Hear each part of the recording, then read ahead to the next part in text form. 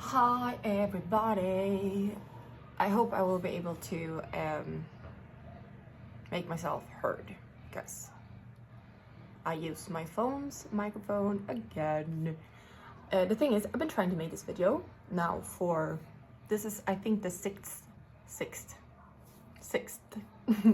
attempt, and I'm getting so annoyed that I don't get it through. So I hope that I will get it through this time. Oh gosh. So how I even started with this realization, it was because in my study group in my school, I have, it's with 3 people, and like where I mostly study with. And it's like me and another guy, we seem to not be able to stay on track when it comes to especially writing assignments or like assignments in general. When it comes to taking in knowledge, like, yeah, we're good at that. But we're always like last minute, sitting the day before, not being able to give our best because we procrastinate for so long. Whilst our other friend in this group, she constantly stays on track, like seemingly effortlessly. She just like take the next assignment, and she makes it to perfection. Like, she's amazing. And I started to reflect upon this. I was like, how can she make this so easy and it's so hard for us? What's the difference that makes the difference? And that is how I came across these topics and realized how I can use my brain in order to help myself to also be able to stay on track and not sit there in the last minute rush stressing that I need to get this done. Oh my God, why didn't I do this before? Like, almost secretly liking it because the adrenaline makes me take action finally.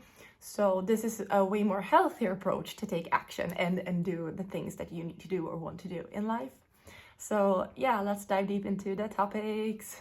And this is actually the video. Because of this video, I were able to start taking action on this dream and actually like making my first video. So since I've been wanting to be a YouTuber for like more than 7 years or something.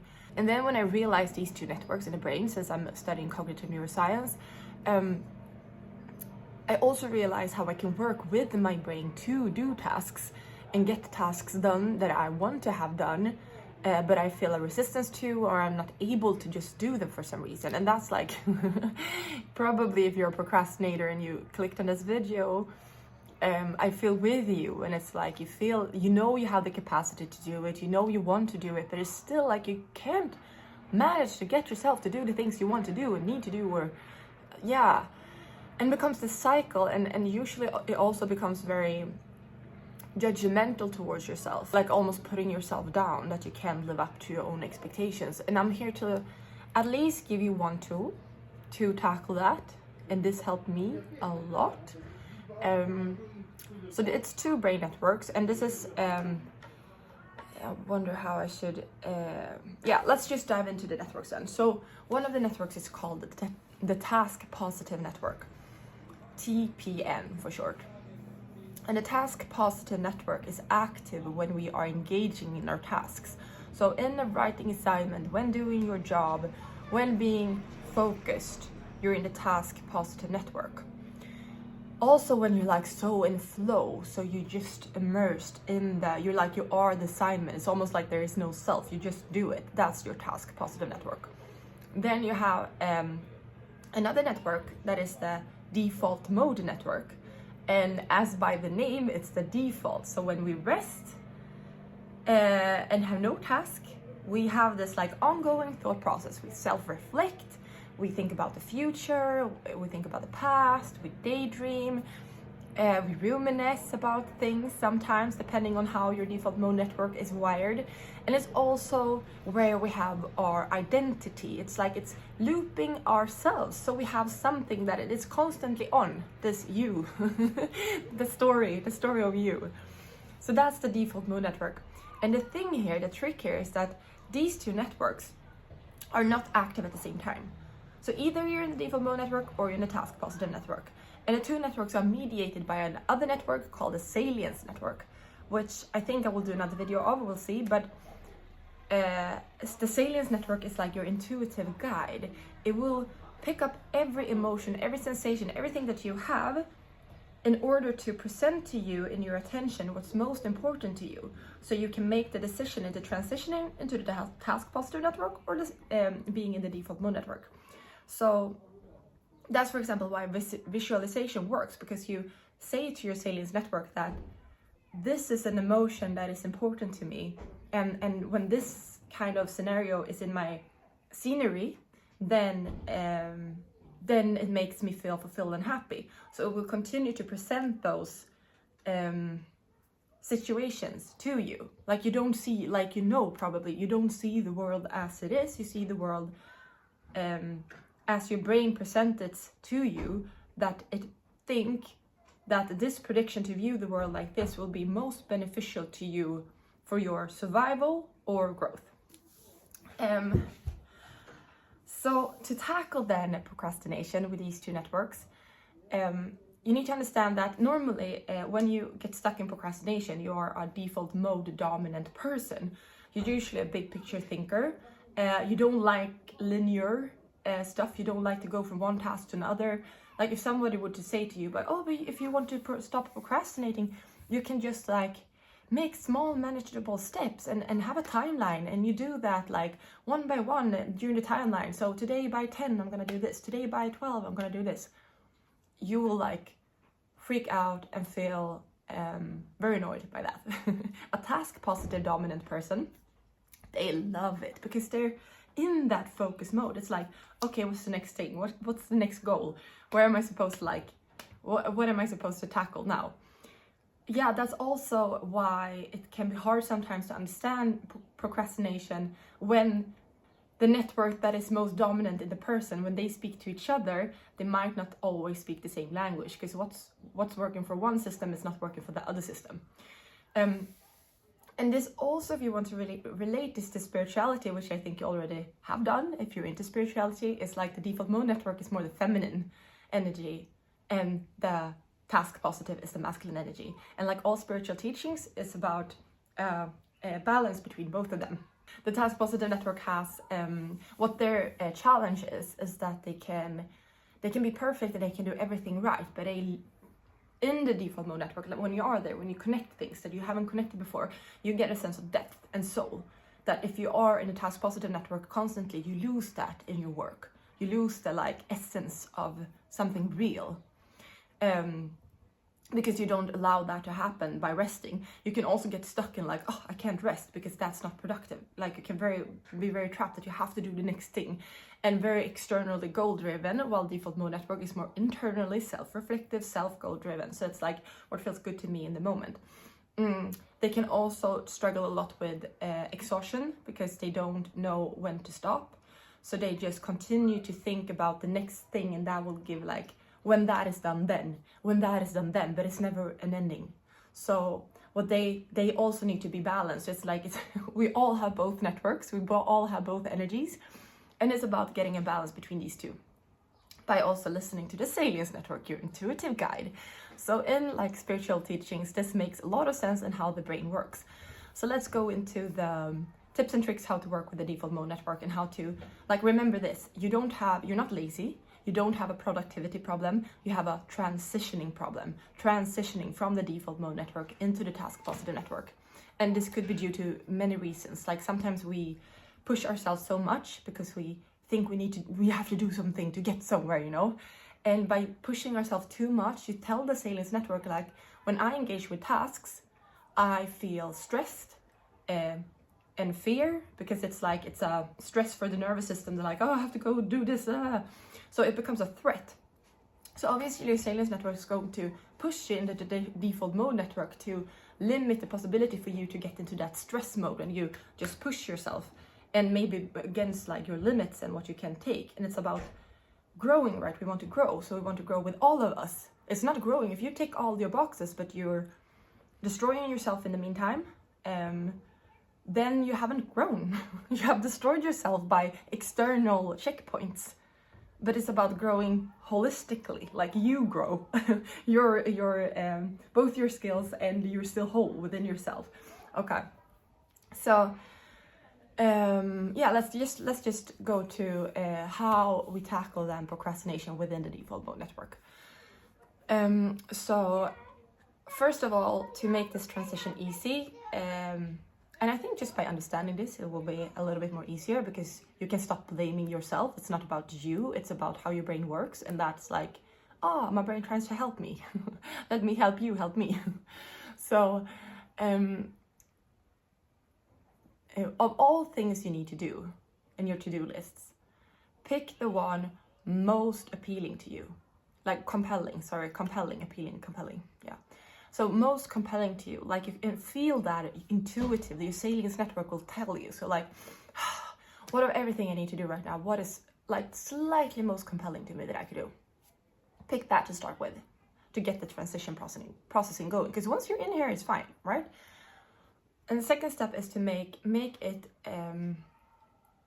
as easy as possible, like the smallest step that you can take. And if it's a writing assignment, like it was for me, then just glance at the assignment, or like choose the topic or write one sentence, because that will help you to like put the goal so small so it's manageable. And if it's not manageable, it's not small enough. Like it has to be so small, like, okay, just glance at it.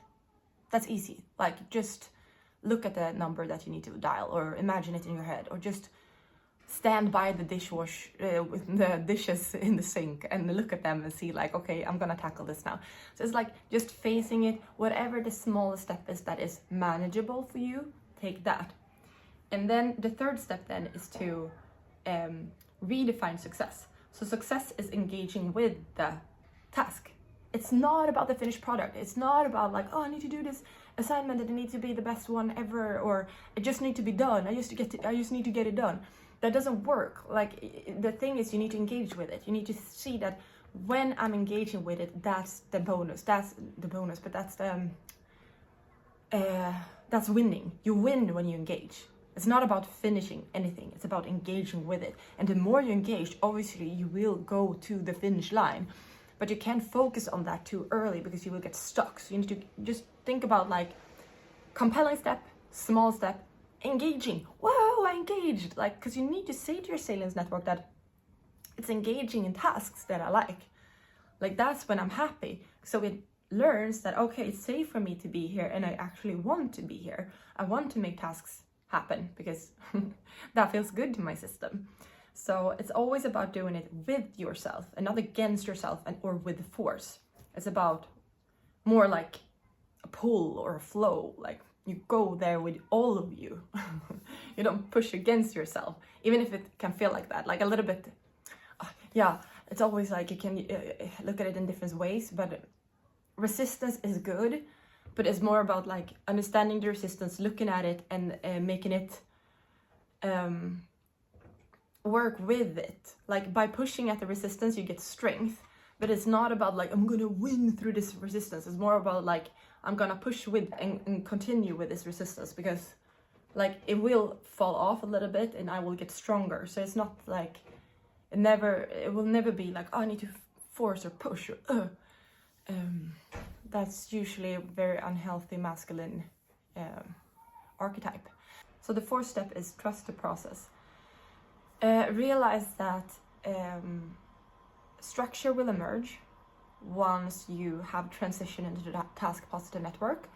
The finished product will happen when you engage with it.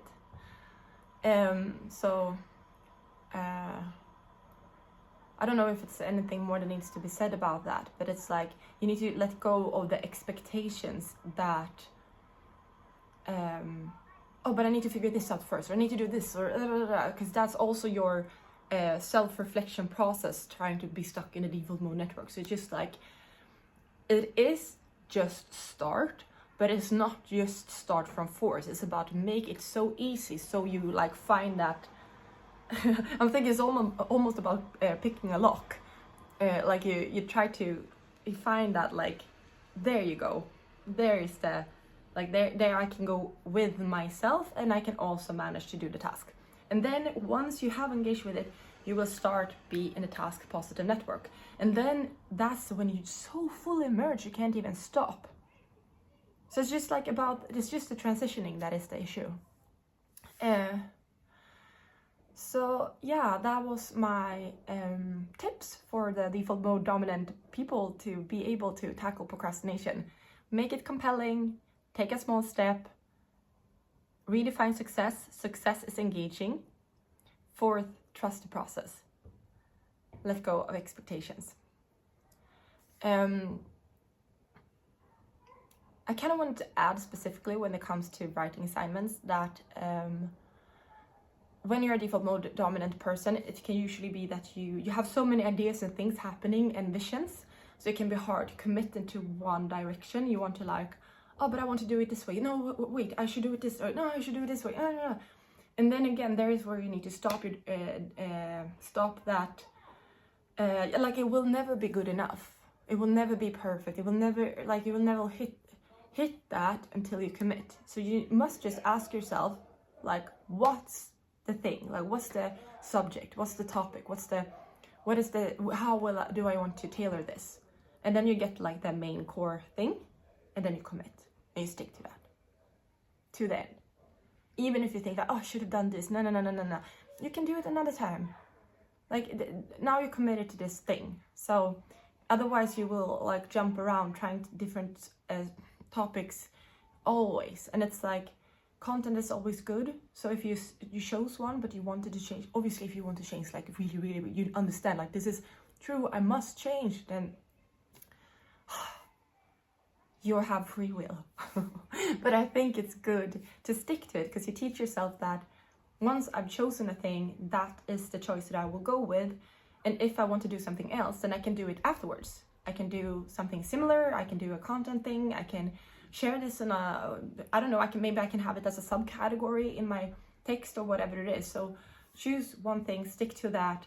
If anything else wants to come through, it's like, no, I have committed. Like, see it as a relationship. You're committed, you're going with this until it's like fully through. So it's more like writing all your ideas and everything, brainstorming, and then after you brainstorm, you pick it. So the brainstorming doesn't happen after you picked it. Okay, so that's one thing. And yeah, so finally, I was able to make this video. Oh, it doesn't seem hard, but it feels hard. Yeah, so I think I'm in this process where I'm trying to be me in this masterclass that I talked about in my other video, just be you. So like, my goal is to make almost a video a day or something, but we'll see. Like, I will listen to my intuition and I will do whatever feels necessary, but it's like, it's also stepping into this. And like, I mean, it's a sunny day, I could have done whatever, but this is what I choose to do. So I feel like obviously this is something that is really important to me. And like, you never know who you can become or what you can do from it. Like, I'm already enough and I know that, but it's also just like such a desire. And I think I really wish for myself to achieve what I want. And I will do that for you too. Like, we're here to be able to be that vision. Like, that vision are you. Why otherwise would you have that vision? So bless your heart, and we'll see each other in the next video.